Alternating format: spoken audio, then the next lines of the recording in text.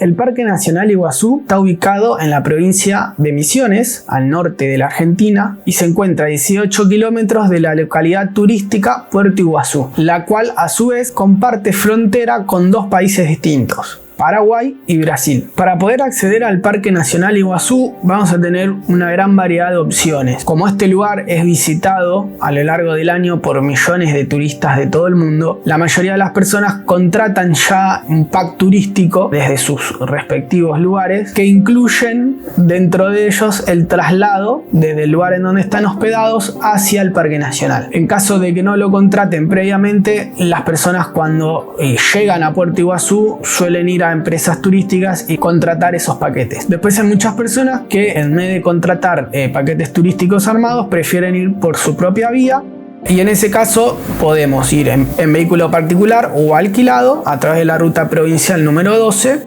o a través de un transporte público que sale desde la terminal de Puerto Iguazú. Normalmente desde la ciudad hasta el parque se tardan alrededor de 15 minutos.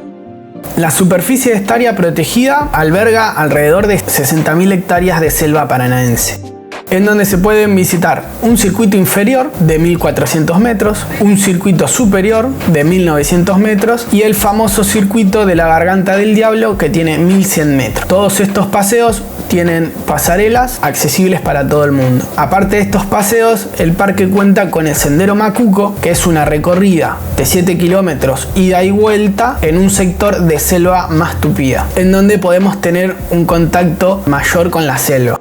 La realidad es que el parque se puede visitar en tan solo un día entero, pero yo voy a recomendar que para disfrutar cada uno de los lugares y poder repetir inclusive el que más nos gustó, ir en 2 oportunidades. Inclusive el Parque Nacional tiene una oferta en donde si vos vas al segundo día el valor del ingreso es del 50%, que está muy bueno poder aprovecharlo.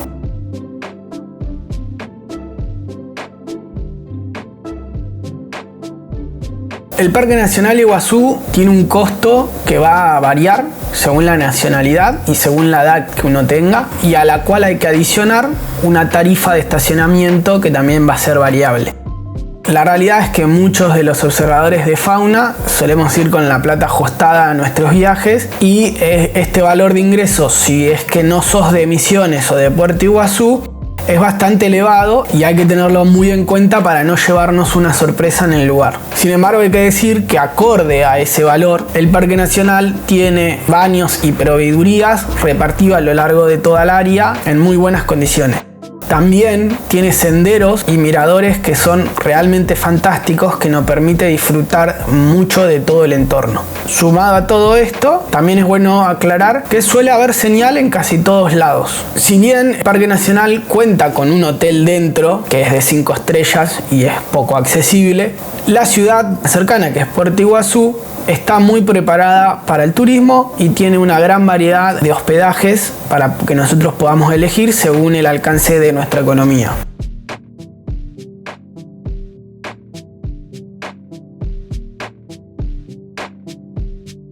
En cuestiones sociales, el Parque Nacional Iguazú, como lo veníamos hablando de antemano, está muy preparada para el turismo. O sea, es uno de los puntos más importantes para el turismo tanto nacional como internacional en la Argentina.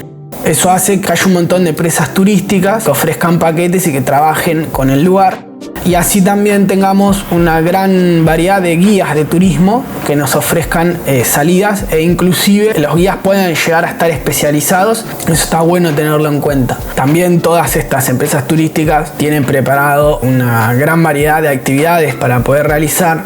Así que sumado todo esto que venimos hablando, hace que el Parque Nacional Iguazú sea un lugar visitado por millones de personas a lo largo de todo el año. Eso trae algunos puntos negativos para los observadores de fauna. En primer lugar, es que la mayoría de la fauna silvestre suele evadir a las personas y evadir los lugares ruidosos. Así que mucha de la fauna misionera y de la fauna característica de la selva paranaense va a buscar alejarse de las áreas turísticas del Parque Nacional Iguazú.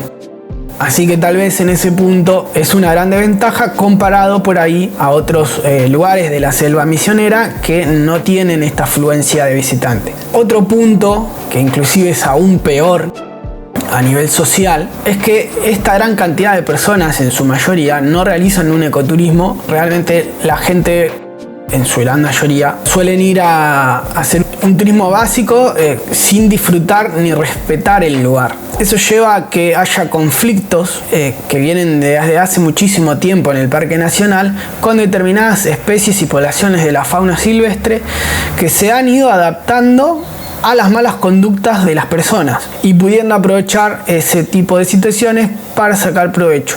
Algo que no es positivo ni para las personas ni para la fauna silvestre. Se suelen ver situaciones bastante terribles en relación a este conflicto y es algo que parecería no tener una solución a corto plazo más allá de las medidas que puedan ir tomando las autoridades locales.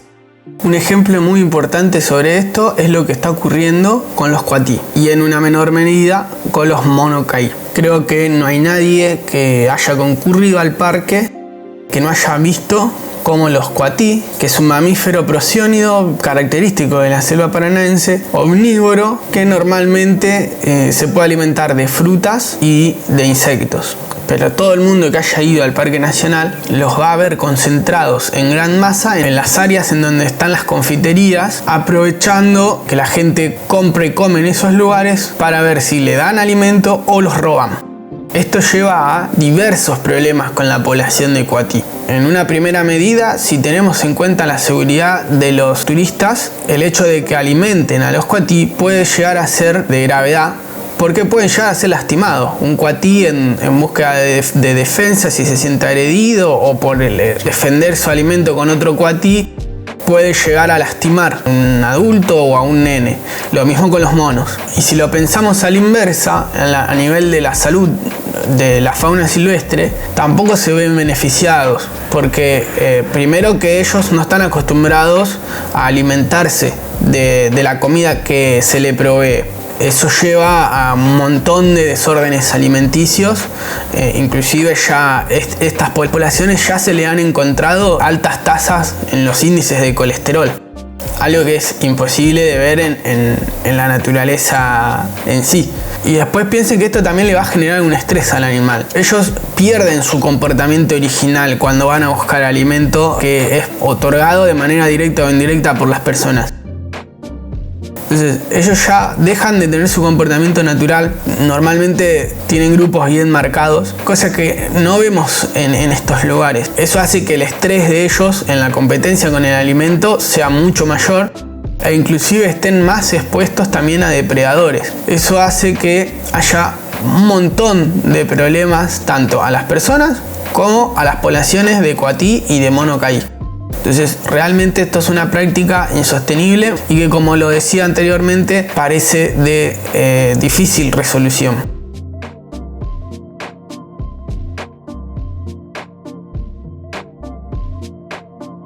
La categoría de Parque Nacional es la más alta que puede adquirir un sitio en cuestión de protección y de restricción de actividades. Básicamente lo único que se puede realizar en un parque nacional como actividad en sí es el turismo.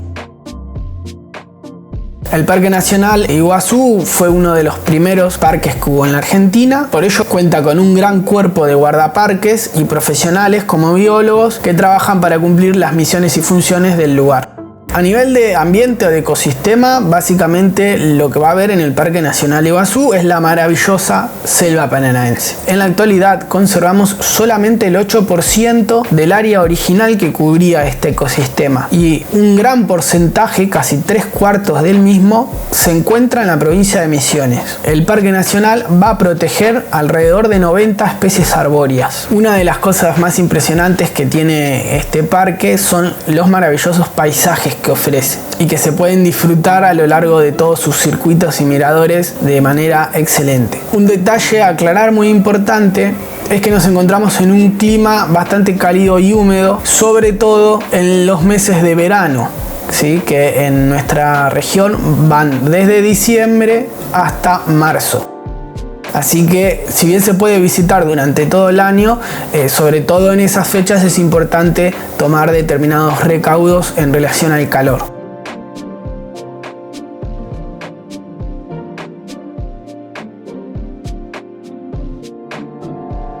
Si bien habíamos dicho que el Parque Nacional Iguazú estaba visitado por millones de personas durante todo el año, tenemos que también decir que es un área muy importante, solamente la que puede visitar el público, es una región ínfima con respecto a lo que en realidad abarca todo el Parque Nacional, y todo ese Parque Nacional es una maravilla para la observación de fauna silvestre, ya que protege unas 462 especies de aves, unas 88 especies de mamíferos, unas 52 especies de reptiles y alrededor de 1000 especies de insectos, según la plataforma oficial de Parques Nacionales de la Argentina. Según la plataforma online de eBird, se llevan registradas 370 especies de aves, lo cual es un número más que considerable. Estos números son bastante significativos y sobre todo, por ejemplo, para la observación de aves. Sin embargo, tenemos que aclarar que no es tan sencilla la observación de aves en la selva.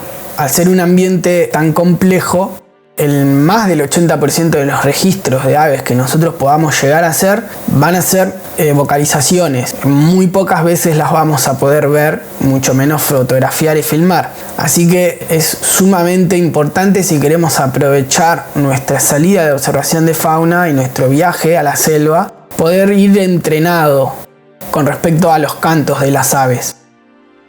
Como para que tengan un parámetro, en mis experiencias en el Parque Nacional Iguazú fueron casi sin poder entrenar sonidos, o sea, me costó mucho adaptarme y las listas promedian alrededor de unas 30 especies.